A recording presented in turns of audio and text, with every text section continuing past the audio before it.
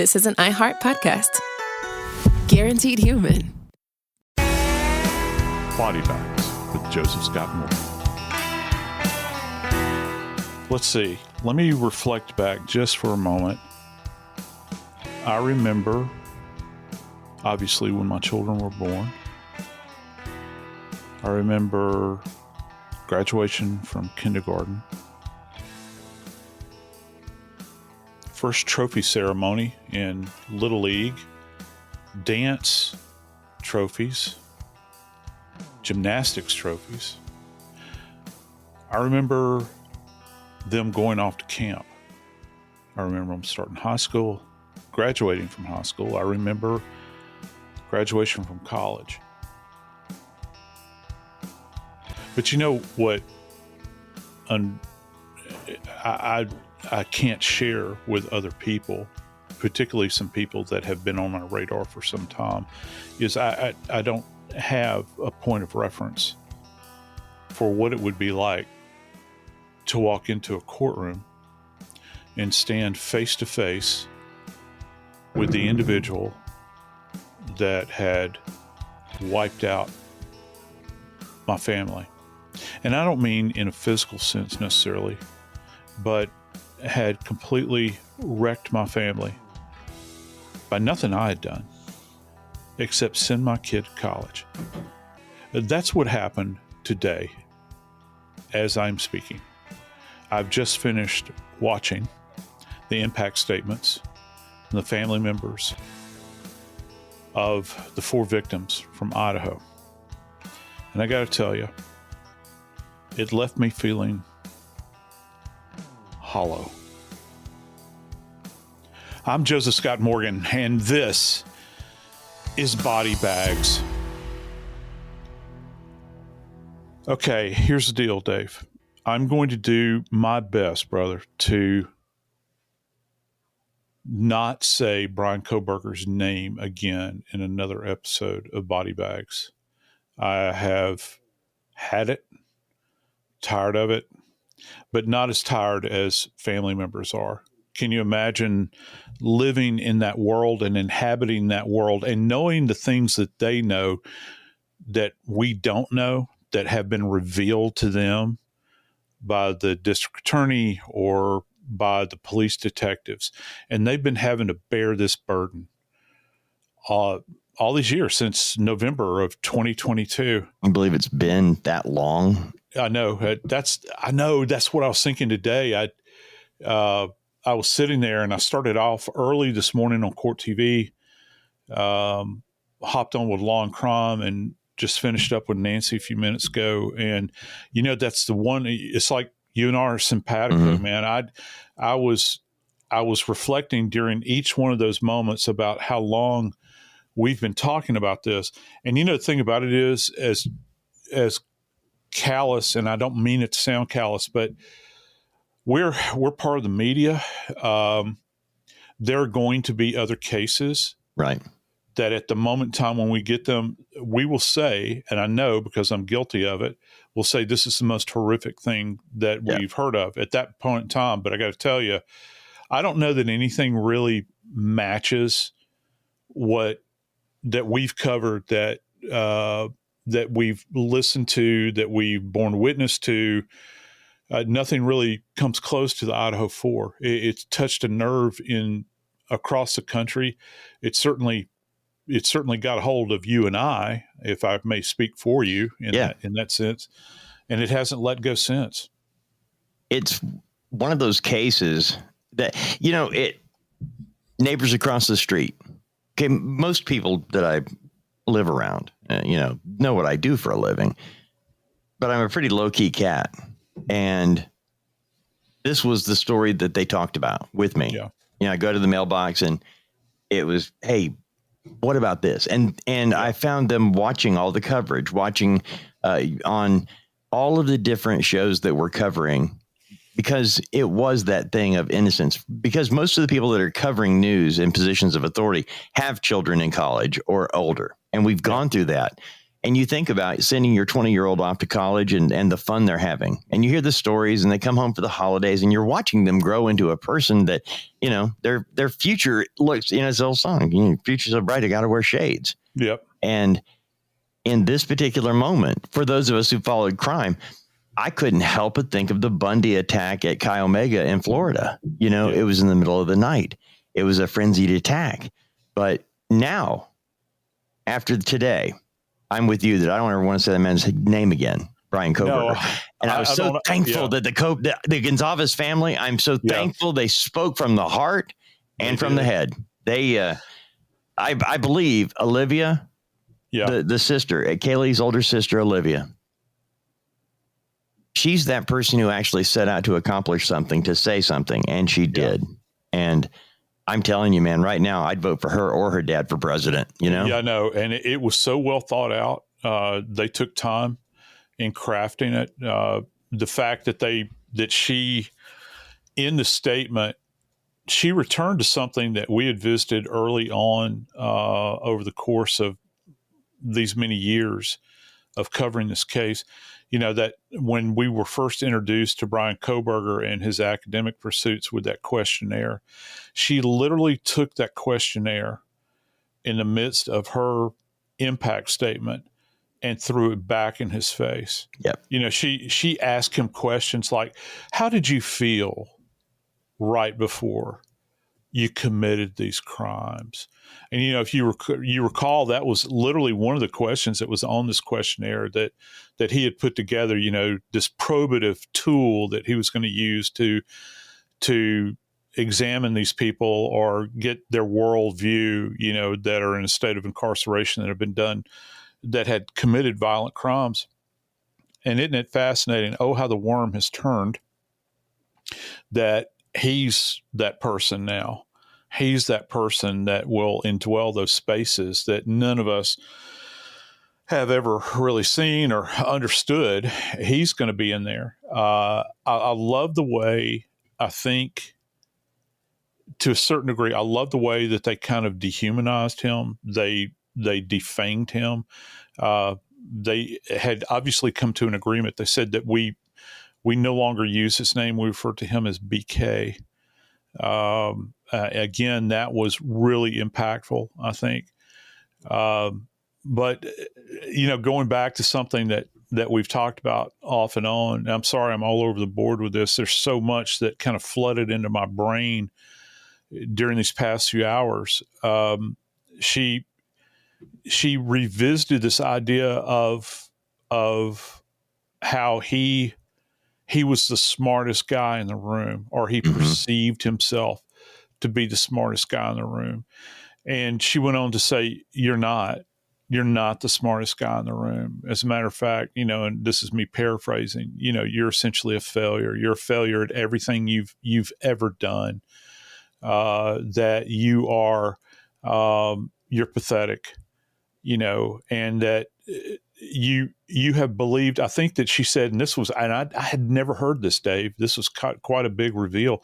She said that you actually believed that you were the smartest person based on an IQ test that you took online in 2010. Yep. That was your validation for your, this is what she said, intellect that you have. Yeah, go ahead. Exactly. This is what she said, because I actually got this. You thought you were exceptional all because of a grade on a paper. You thought you were elite because your online IQ test from 2010 told you so. All of that effort just to seem important. It's desperate. There's a name for your condition, though your inflated ego just didn't allow you to see it. Wannabe. You act like no one could ever understand your mind. But the truth is, you're basic. Your textbook case of insecurity disguised as control. Your patterns are predictable. Your motives are shallow. You are not profound. You are pathetic. Wow. That was Kaylee Gonçalves' sister. Yeah, and I don't know. I was thinking when Dad got up, I really did expect. I expected to see Well, I expected to see, his head explode, essentially, because we've watched him in interviews. We know that he feels that there's been a disservice because the trial did not move forward. Mm-hmm. He had even hinted that the family was not going to attend. Right. And the trial. Thankfully going to attend the trial. And thankfully they were there for the impact statements. Mm-hmm. And as impactful as he was, this sister, oh my Lord in heaven. Mm-hmm. You talk about coming out of left field. I did not see this coming from her. Have you ever seen impact statements that got an applause? No.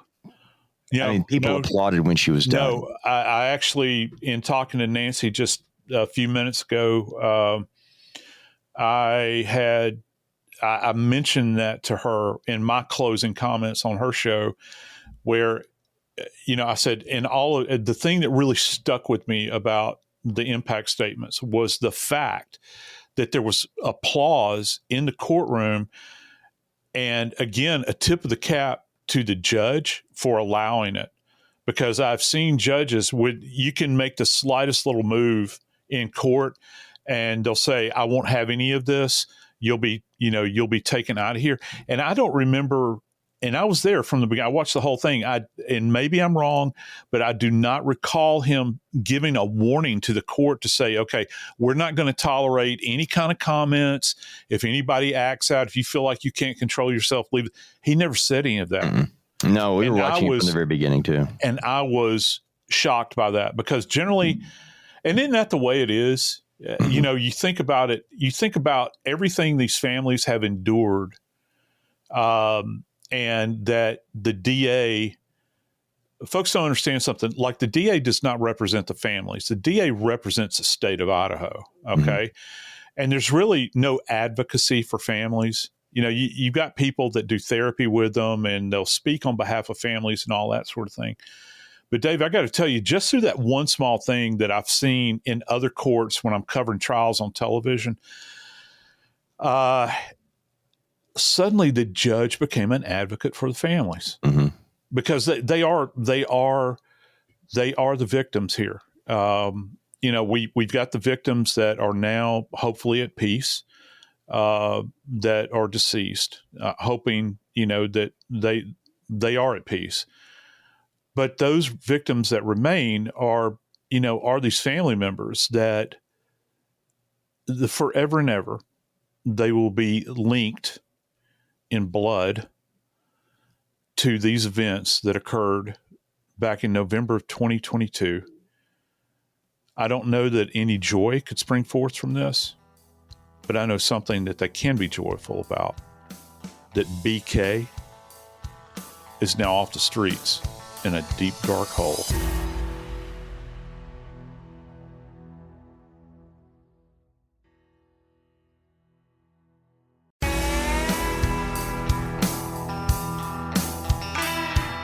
On that night,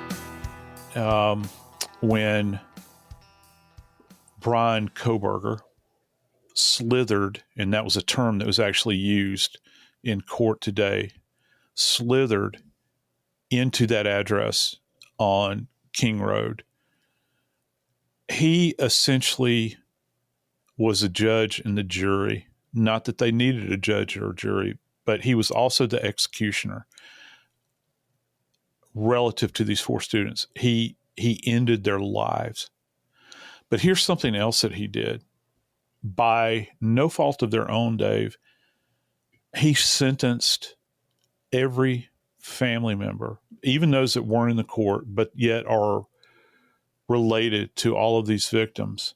He sentenced them to a life that will be filled with grief, because you know me, I don't believe in closure, and this is never going to be closed, as convenient as that would be for some people to want to toy around with in their own brains.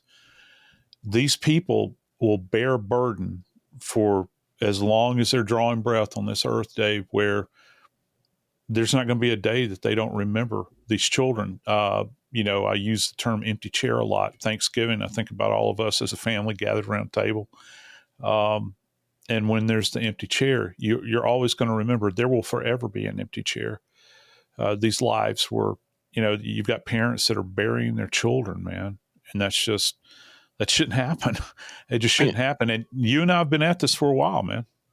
The one thing that, as we have gotten into this, that there have been a number of things we don't know and still don't know that I wanted to know. And I guess it's the prurient interest. Okay. Yeah.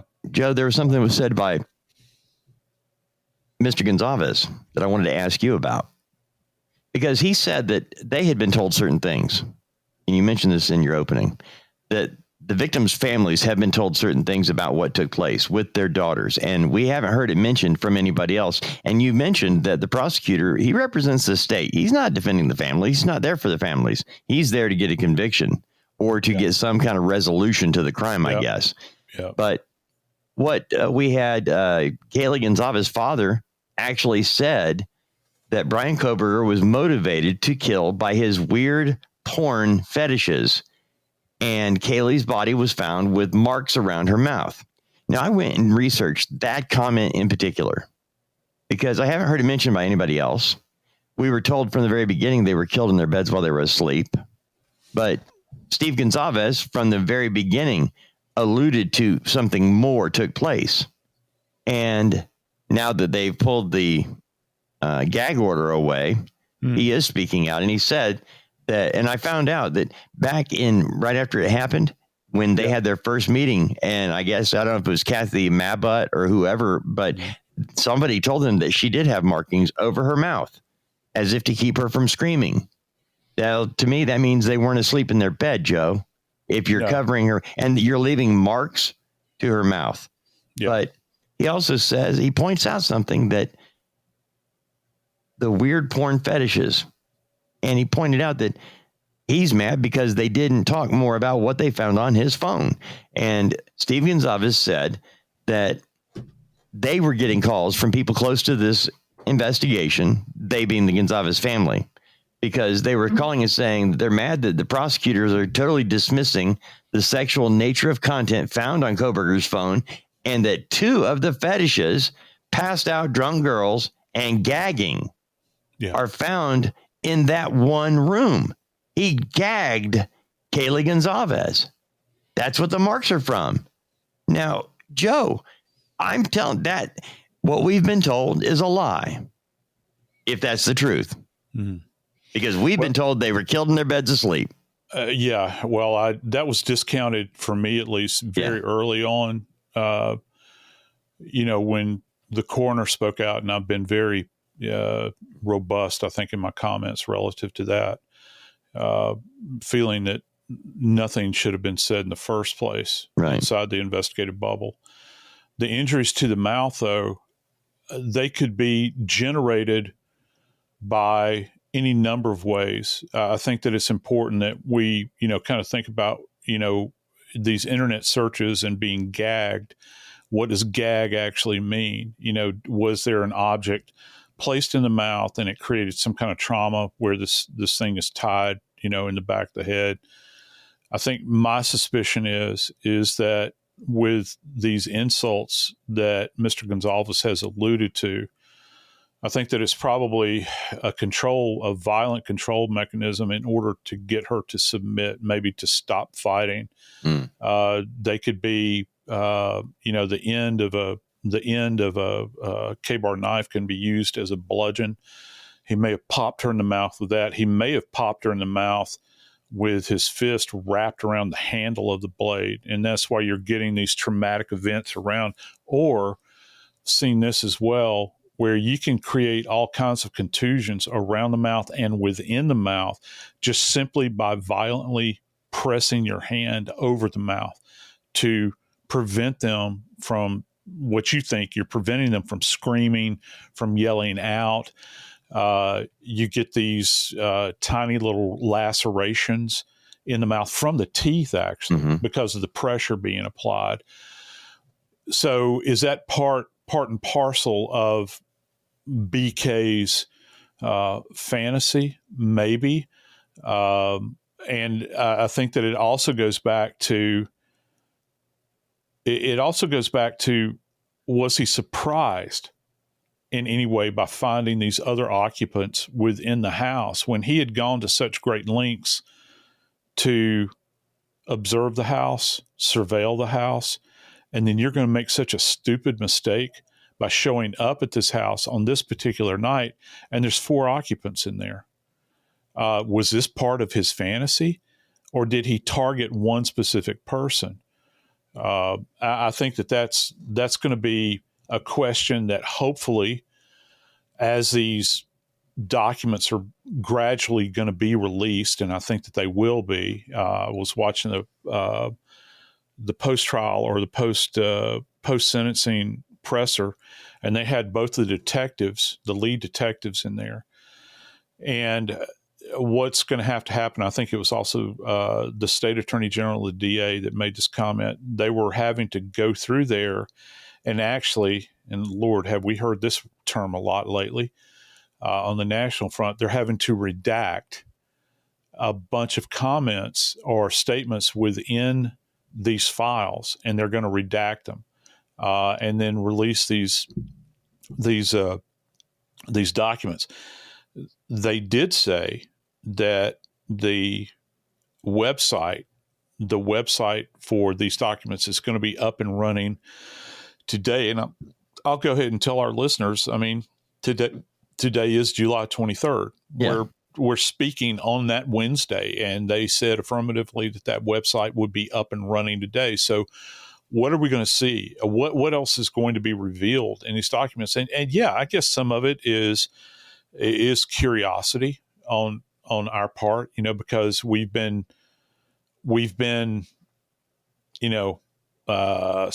speculating at best for a long time now about what we thought had happened, who was involved in it.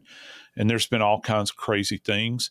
I've already had comments from people directed at me that there were members of the Aryan Nation that actually did this. It had nothing to do with Bryan Kohberger. That people still hold on to this idea about Papa Roger, which the detectives got up and said they found no evidence of that in their investigation, that this anonymous online person that's making comments, people were swearing up and down that it was this Papa Roger was actually Bryan Kohberger. Yeah. A lot of this deserves clarity, I think. And if not, this is what I found happens when you kind of hide the truth. It festers. It festers over a long period of time, and these stories will continue to generate momentum and grow.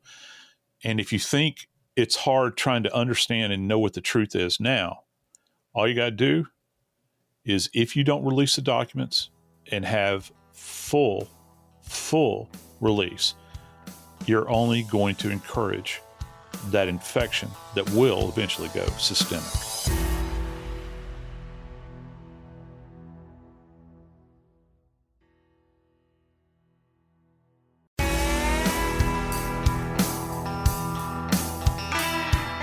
I was just on a podcast with my friend Julian Dory. I urge you to check it out. It's on YouTube. It was just uploaded today, the 23rd of July. And I made a comment in my conversation with Julian that I don't care about justice. And the reason I don't care about justice is that there are all these people that beat their chest over justice and shout it from the rooftops that they want justice. And no one ever really knows what that means. Because in this particular case, have we arrived at a place of justice relative to these victims and their families? I submit to you that we don't. That term in and of itself is, you're chasing ghosts if that's what you want. Just like this idea of why.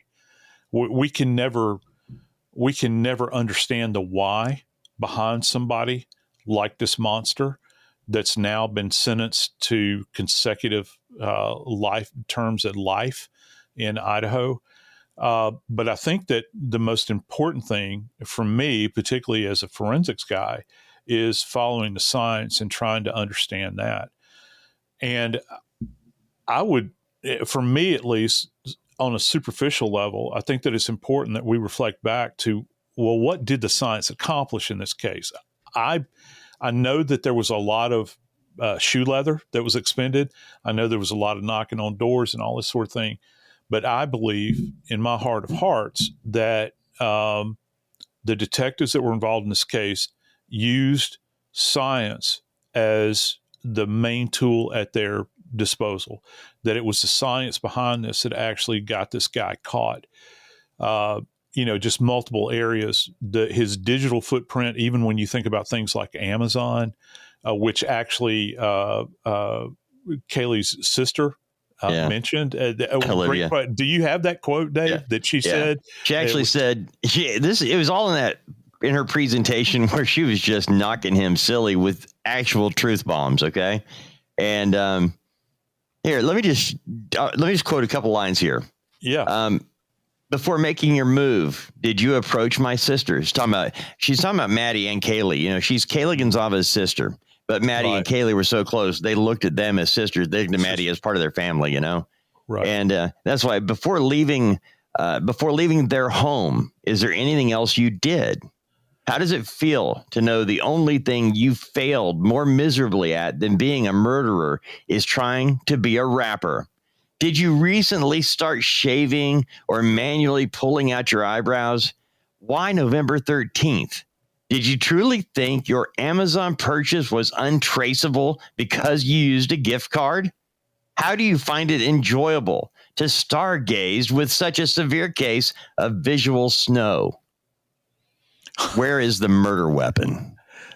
I know. And, you listen to that, and I mean, you're right. It was a series of left-handed jabs with a great big right haymaker thrown into it. Just pop, pop, pop, pop, boom. Mm-hmm. And that she just let this guy have it. We go back and we think about the science involved in this. Things that maybe some people don't consider to be science, but leaving behind a digital footprint is one of the biggest tools that we have in forensic science now. Because, I'm looking at my cell phone right now, which I wish I wasn't. It's sitting here before me. Yours is sitting before you. We have a digital footprint that's left behind, and it's really hard to erase. It is almost as identifying as the DNA that was found on that button snap that he left behind. We think about the CCTV, about his car. They took that image of that car, they sent it to Quantico, and those people up there ran it through their system as far as the image itself, just to get that narrowed down. Yeah. What does that digital image reveal? Well, they were able to narrow it down by year model, that sort of thing. How many of those year models are there around there? Are they any registered to that area? How many times I'm thinking about this, kind of talking out loud. I thought, how many times did the Washington State University Police Department drive by his car parked in the parking lot, not necessarily giving it a second thought, but all the while there were people that were looking at this.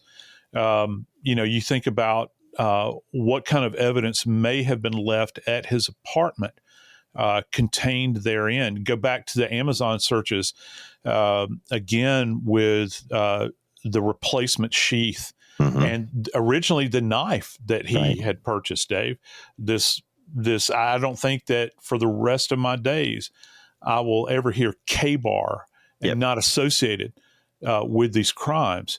Again, painting this picture and kind of filling it out all along the way. And then, when they finally served that warrant, and she talked about the truck pulling up outside of the house in Pennsylvania at his parents' house. Right. How did you feel at that moment in time? And there he is in his drawers in the kitchen, and he's separating out garbage in there as he's wearing rubber gloves, knowing he knew enough forensic science that he knew that he had to get separation between himself and any kind of DNA markers that he had left behind. I don't know. It was an overwhelming volume of forensic evidence, I think, that really put him away. It's not really a disappointment. I think that I use the term hollow, and I'm saying that from an academic sense, I would certainly like to know what were absent here. What could have come out in a trial that we don't know right now, when you begin to put people under cross-examination and you begin to lawyers mine those nuggets out of there, and all of a sudden it's like, wow, a whole new world opens up to you. Yeah. I don't know, Dave. Well, I will tell you two things in particular that still hit me. You mentioned the truck pulling up the night he's arrested, at his mom and dad's house, and they're taken out in zip ties. His elderly parents, they're taken out in zip ties and put in the back of a car. Yep. But when they get him out, the first thing Bryan Kohberger said to law enforcement after he had handcuffs on? Was anyone else arrested? Yeah, and I think that when that statement was released all those months ago, that he had actually made that statement, that sent chins wagging, I think, in social media world, certainly. And I got to ask you a question, Dave. Do you think he was smart enough at that time to plant that seed in their brain? Yes. Do you think that was intentional? Yes. Always have. So you're thinking in the affirmative here that he was trying to plant that idea in their brain at that point in time. Yeah, because think about the question. Was anyone else arrested? Yeah. That's not the question you would ask if you were in cahoots with other people. That would come later, because you have to find out, what did they say? Right. Because you can deny it, culpable deniability. But no, if you volunteer, the first thing you say is, was anybody else arrested? Well, now we know you're tied to the other guys that are sitting in the back of the car across the street, Right. That's my thought on it. But yeah, and it's almost an affirmation of involvement, I think, right. On his part. Yeah. So I don't know. Maybe Kaylee's sister is a lot more insightful than a lot of people are relative to I think she ain't too damn smart. No, she actually said so many things that were dead on that I was really amazed. It actually helped me with her talking today. Actually really helped me understand better what the Gonçalves family has been very verbal. They've been since the earliest parts of this, they've circled the wagons and said, we've got to do something. They're action people. But I wanted to go back to something you were talking about, the forensics, the science. Well, there's another aspect of the science that you and I have been talking about on body bags that is something that's fairly new, and it's happened in a slow boil. Because back when we were growing up, when they always talk about the good old days and you leave your doors unlocked and stuff like that. Yeah. By the way, I didn't live in that generation. I don't know if you did, but my parents talked about the days when you used to leave your doors unlocked. And then they were like, yeah, but not during the Depression, Anyway, no. You locked everything. You didn't know if Hobo Joe was going to come in and steal your taters. Exactly. But anyway, I was thinking about the surveillance cameras that are now available. And when a crime takes place, it's not just the business down the street that has to have them, for their store or the bank. It's now the doorbell cameras that we have. Yeah, the Ring. Yeah. And so because of what is available, I actually put this timeline together for Nancy, because it was like, wait a minute. You realize that Kohberger got in his Hyundai and turned off his mobile phone at 2:47 a.m. They know that he did that at his place in Washington, in Pullman, Washington. Then they know he did it because he turned his phone so they couldn't track it. But cameras picked him up crossing the state line at 3:02 a.m. So you leave his house at 2:47, 3:02, you're crossing the state line, normal driving. Surveillance cameras picture him there. They then pick him up at 3:30 when he reaches 1122 King Road.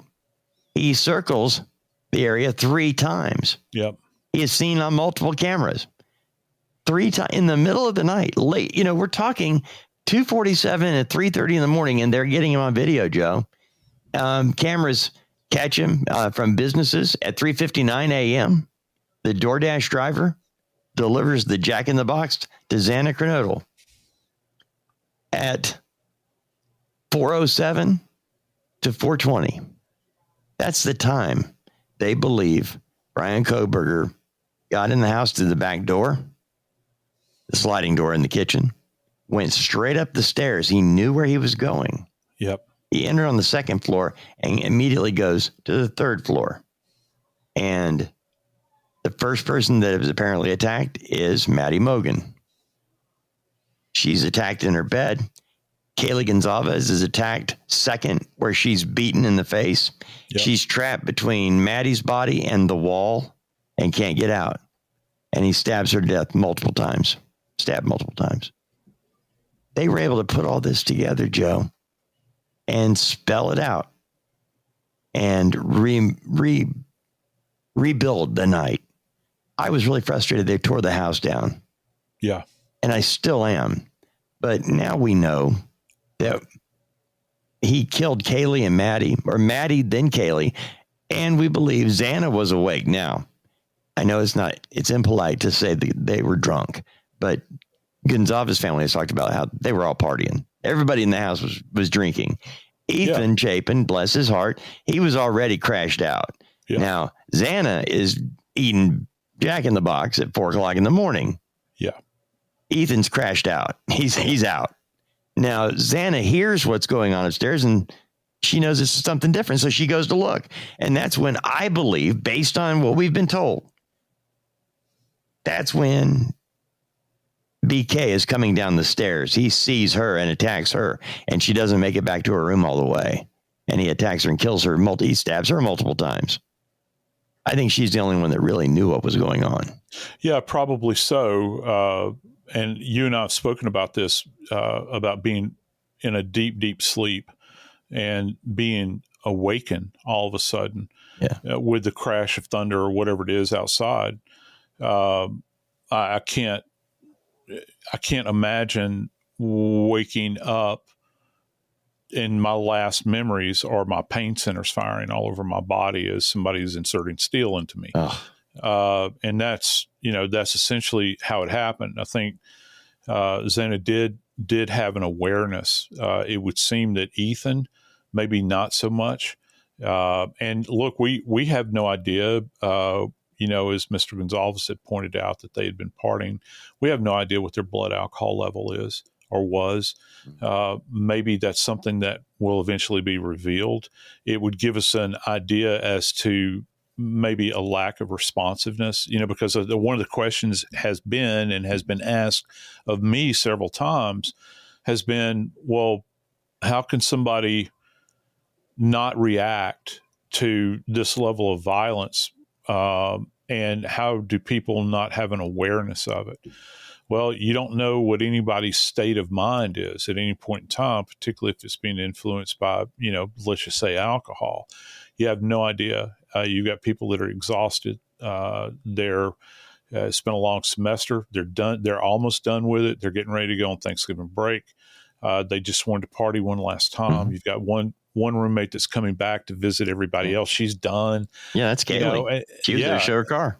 Yeah, exactly. And so, and has in effect already moved out. Right. Yeah, she was. She didn't have a room there anymore. Didn't. That's why she was in Maddie's room. Mm-hmm. Yeah. And so I don't know. You think about this, and again, this goes back to what Kaylee's sister had said about lack of, in my own phrasing, lack of intelligence and self-awareness on his part. How is it that you're going to expend so much time? And she addresses this in her statement, Dave. How is this that you're going to expend so much time to fail so miserably? How could you not know that there were other people in that house that particular night? How could you not know that, particularly given the fact that, as you had well mentioned, his phone goes off while it's turned off while he is still over in Pullman, and he leaves out of there to head over to Moscow at that point in time. And then you're going to circle and view and all these sorts of things. And what about the DoorDash driver? He, according to her, it would seem that on some level they made contact. I don't know if it's from a great distance, if they're eye to eye, how close the cars were, but she saw him. She was primed to be a witness an eyewitness that would put him there at that particular time. And he being the only person. Remember, it was just last week that his defense team was putting out the idea that there was more than him, and it wasn't him, that it was somebody else. It came out today. I think that there was an article that had surfaced in People today that said, well, yeah, the plan all along was to put it off on 4 acquaintances of the kids. And the judge was like, this is the biggest bunch of crap. No, you can't use this defense. I was so thankful, Joe, that the way that they were able to, I'm thankful from a defense standpoint that they were allowed to bring out a theory. And I'm thankful that the judge followed the law, said, present your evidence. We're going to do it without anybody here. It's just the lawyers and me. Present your evidence about this possible theory. If it holds any water, I'll let you present it. And the judge listened to both sides as they presented their theory of, because they did have DNA from 4 other people, 3 that had it. There were acquaintances of the people in the house and another person who had no connection whatsoever. And that was what they petitioned, to be able to use this theory. And the judge listened. He discussed it. He then went and thought about it and came back and said, hey, wait a minute. Next time you do this, go ahead and bring a bag and some Charmin, because this ain't working. And and that's why, as soon as he said, you cannot use this, because again, now you're back to a jury. You only need one. You only need one person that says it's possible. It could have been that guy, Yeah. And when they lost the ability to throw these other people under the bus, and if you notice, the judge didn't even let them put the names out there. I don't know how people got the info, and I hope you don't want to ruin people's reputations by putting them into this. And so the judge didn't allow that. So anyway, but there was another part of this shoe, Joe, that in all of this, when you have talked about this, a lot of it has impacted us, because I've mentioned in Orlando in the September 2023 CrimeCon, you did a presentation about this. Yeah. And you spent the first 15 or 20 minutes of your talk by the way, when you go to CrimeCon, it's big. And there are several sessions taking place all the time. A big session will have 1,000 people, and there will be a couple. Joe's was filled up. There was no seat. I did not have a seat. I actually gave my seat to someone else. I had to stand. There were over 3,000 people in there. Yeah. And the first 20 minutes was devoted to talking about the students, because as a professor at Jacksonville State University, as a man and a husband and father of young people in the age group here, it was important for you to spend a lot of time on that. And I thought it was time well served, because we forget the victims. And you spent a lot of time on that. And after you got done with your presentation, somebody who was not there for the first 20 minutes, she only came in for the last 30 minutes or so, maybe not even that long. It was Ethan Chapin's mom. Yeah. That came in and said some things on a microphone, and then said some things in the press later on. And I thought, look, man, you got the right to do whatever you want. Okay. I understand. But if you're going to shill a book, make sure you criticize people for the right thing. And you brought me to tears in talking about those students. That's why that impacted me so much, because doing this for a living, we do a lot of stories. Yeah. Some of them do hit closer to home. This one hit both of us very close to home. We got kids in the age group. Yeah, we do. I mean, I've got a daughter who looked like Kaylee. Yeah. And every time I see them, I think of my daughter. I think of Hannah and Haley. And I can't imagine what would I do as a man, as a husband, as a father. I would feel like I just abandoned my child. Yep. And the same on my side. I thought about my Noah, who would have graduated. He and Ethan would have graduated at the same time, from college. If Ethan had, which it appeared that he was having success in college, he would have stayed on track. That's the other thing, Joe, very quickly. Those students, I was not a good student in college. Yeah. I was an idiot.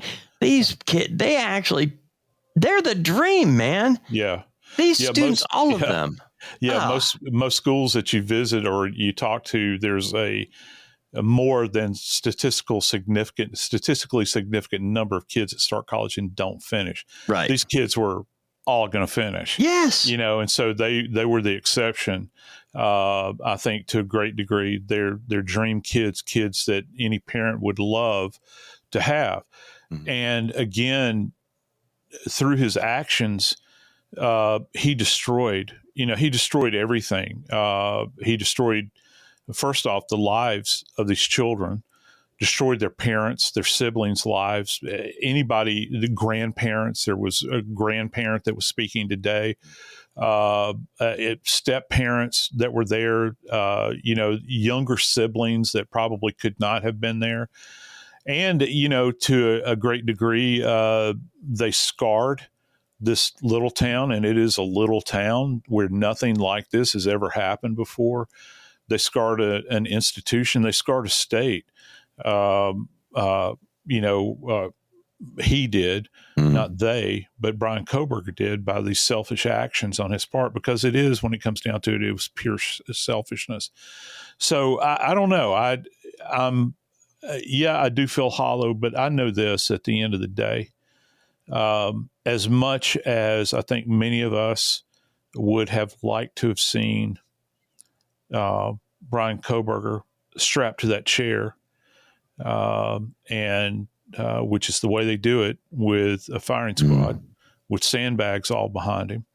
And you've got these riflemen that are loaded with 30 caliber rounds, and they send rounds down range to pierce his chest.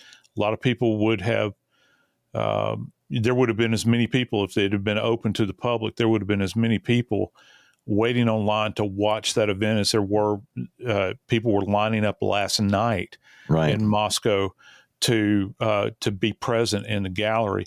I submit to you, there would have been that many people wanting to see him die. I want to share one thing, Joe. I got to share this because it's important. Hearing Kaylee Gonçalves' sister. Yeah. Just, that was everything for me. I can walk away from the case now. Yeah, She says this to him. You aren't special or deep, not mysterious or exceptional. Don't ever get it twisted again. No one is scared of you today. No one is intimidated by you. No one is impressed by you. No one thinks that you are important. You orchestrated this like you thought you were God. Now look at you, begging a courtroom for scraps. You spent months preparing, and still all it took was my sister.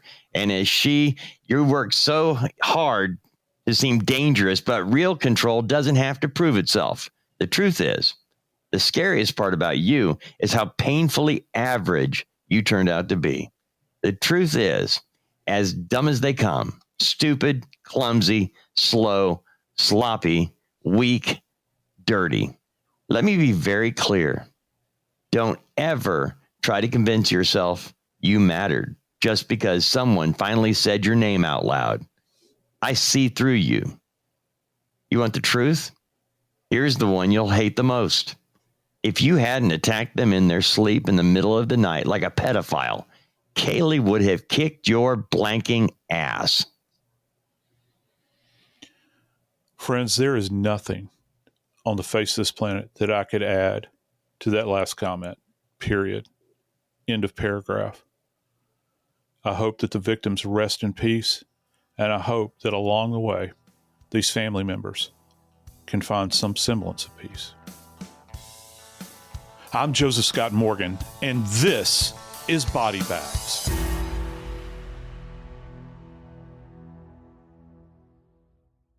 This is an iHeart podcast. Guaranteed human.